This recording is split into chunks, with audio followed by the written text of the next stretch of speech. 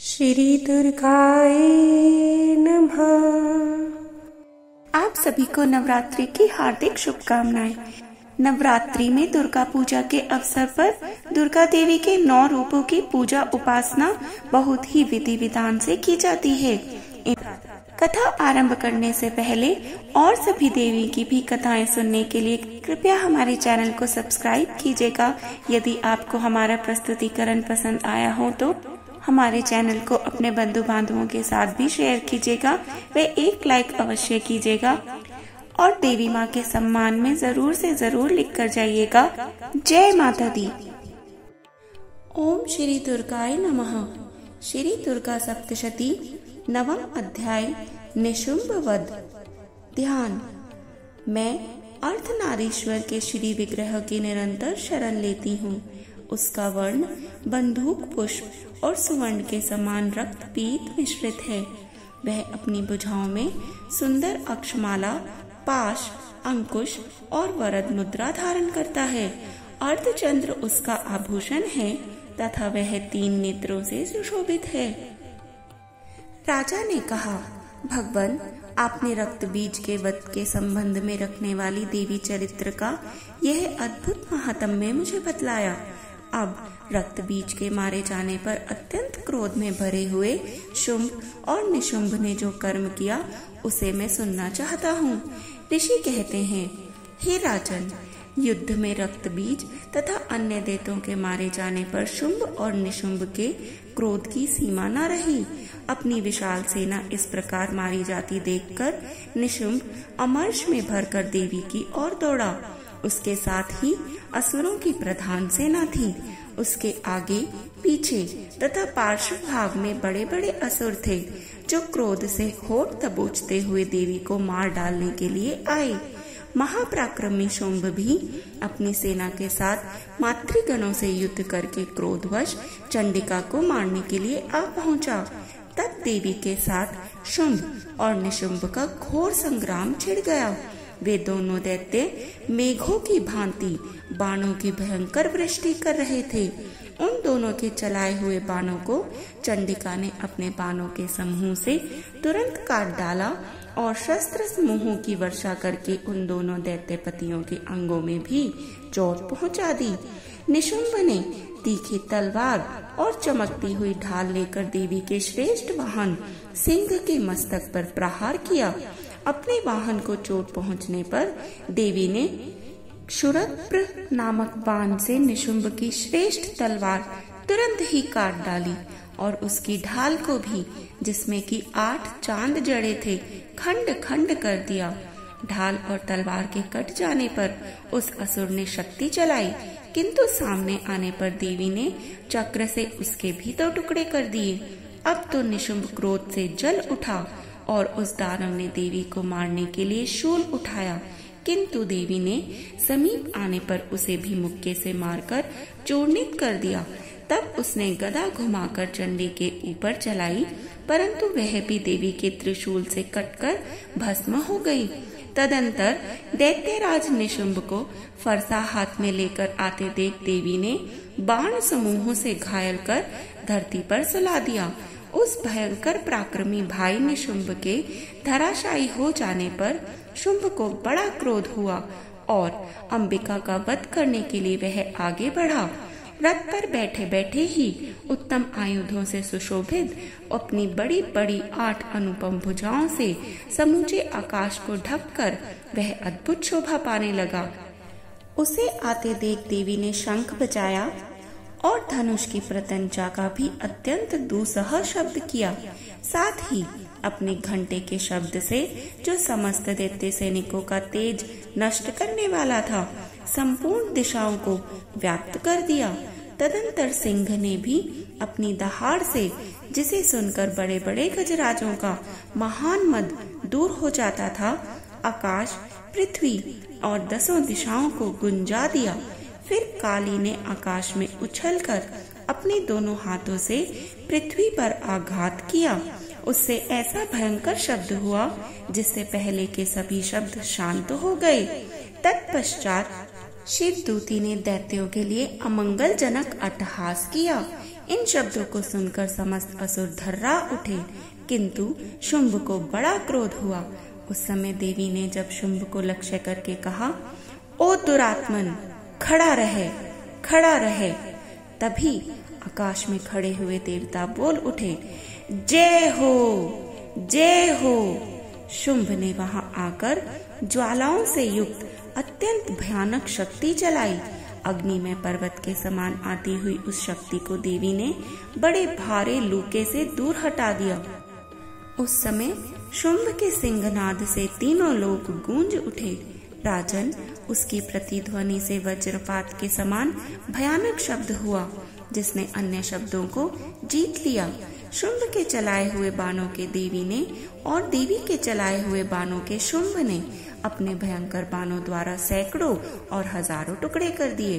तब क्रोध में भरी हुई चंडिका ने शुंभ को शूल से मार दिया। उसके आघात से मूर्छित होकर वह पृथ्वी पर गिर पड़ा। इतने में ही निशुंभ को चेतना हुई और उसने धनुष को हाथ में लेकर बाणों द्वारा देवी, काली तथा सिंह को घायल कर डाला। फिर उस दैत्यराज ने 10,000 बाहें बनाकर चक्रों के प्रहार से चंडिका को आच्छादित कर दिया। तब दुर्गम पीड़ा का नाश करने वाली भगवती दुर्गा ने कुपित होकर अपने बाणों से उन चक्रों तथा बाणों को काट गिराया। यह देख निशुंभ दैत्य सेना के साथ चंडिका का वध करने के लिए हाथों में गदा लेकर बड़े वेग से दौड़ा।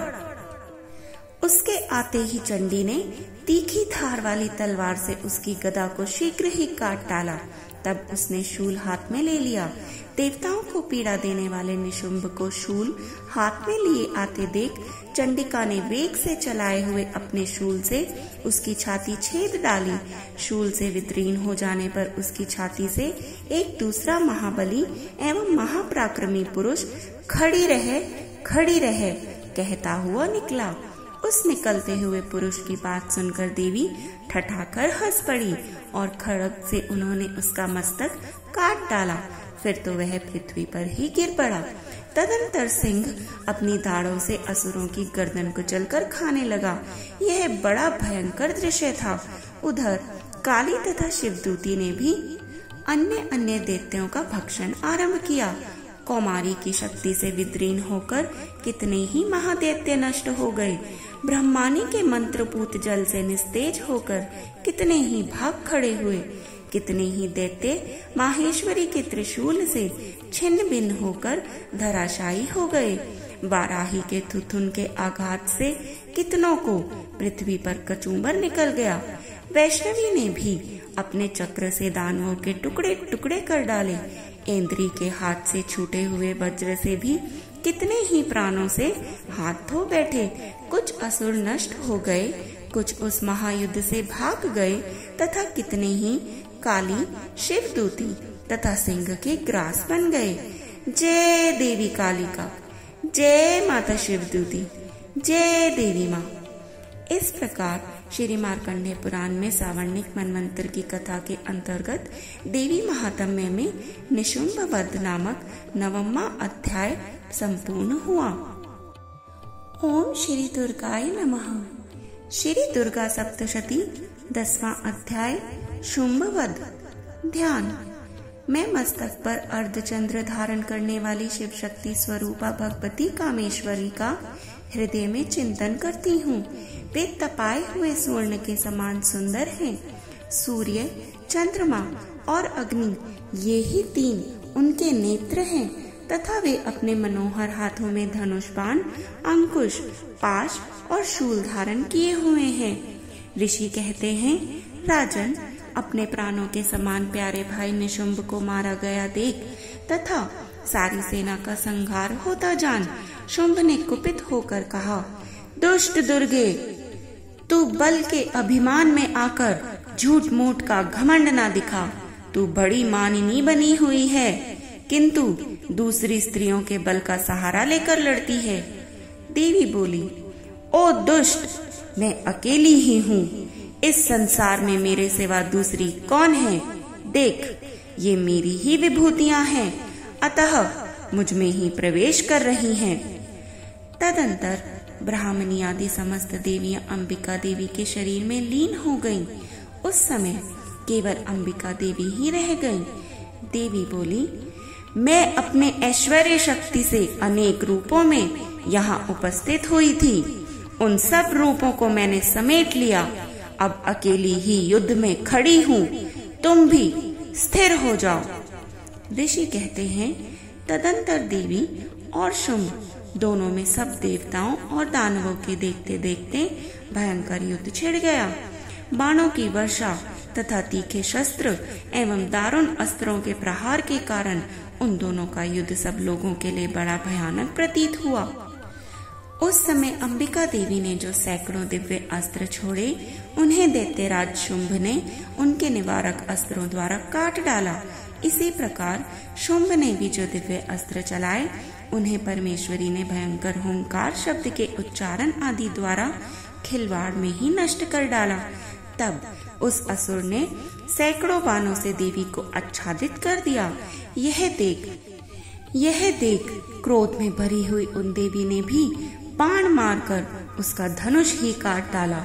धनुष कट जाने पर फिर दैत्यराज ने शक्ति हाथ में ली, किंतु देवी ने चक्र से उसके हाथ की शक्ति को भी काट गिराया। तत्पश्चात दैत्यों के स्वामी शुंभ ने 100 चांद वाली चमकती हुई ढाल और तलवार हाथ में लेकर उस समय देवी पर धावा किया। उसके आते ही चंडिका ने अपने धनुष से छोड़े हुए तीखे बाणों द्वारा उसकी सूर्य किरणों के समान उज्जवल ढाल और तलवार को तुरंत काट दिया। फिर उस दैत्य के घोड़े और सारथी मारे गए। धनुष तो पहले ही कट चुका था। अब उसने अंबिका को मारने के लिए उद्यत होकर भयंकर मुदगर हाथ में ले लिया। उसे आते देख देवी ने अपने तीक्ष्ण बाणों से उसका मुदगर भी काट डाला। तिस पर भी वह असुर मुक्का तान कर बड़े वेग से देवी की ओर झपटा। उस दैत्यराज ने देवी की छाती में मुक्का मारा। तब उन देवी ने भी उसकी छाती में एक चांटा जड़ दिया। देवी का थप्पड़ खाकर दैत्यराज शुंभ पृथ्वी पर गिर पड़ा, किंतु पुनः सहसा पूर्ववत उठकर खड़ा हो गया। फिर वह उछला और देवी को ऊपर ले जाकर आकाश में खड़ा हो गया। तब चंडिका आकाश में भी बिना किसी आधार के ही शुंभ के साथ युद्ध करने लगी। उस समय दैत्य और चंडिका आकाश में एक दूसरे से लड़ने लगे।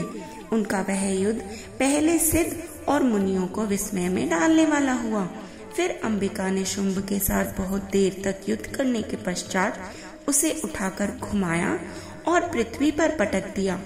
पटके जाने पर पृथ्वी पर आने के बाद वह दुष्ट आत्मा दैत्य पुनः चंडिका का वध करने के लिए उनकी ओर बड़ी वेग से दौड़ा। तब समस्त दैत्यों के राजा शुंभ को अपनी ओर आते देख देवी ने त्रिशूल से उसकी छाती छेद कर उसे पृथ्वी पर गिरा दिया। देवी के शूल की धार से घायल होने पर उसके प्राण पखेरु उड़ गए और वह समुद्रों, द्वीपों तथा पर्वतों सहित समूची पृथ्वी को कंपाता हुआ भूमि पर गिर पड़ा। तदंतर उस दुरात्मा के मारे जाने पर संपूर्ण जगत प्रसन्न एवं पूर्ण स्वस्थ हो गया तथा आकाश स्वच्छ दिखाई देने लगा। पहले जो उत्पात सूचक मेघ और उल्कापात होते थे वे सब शांत हो गए तथा उस दैत्य के मारे जाने पर नदियां भी ठीक मार्ग से बहने लगी।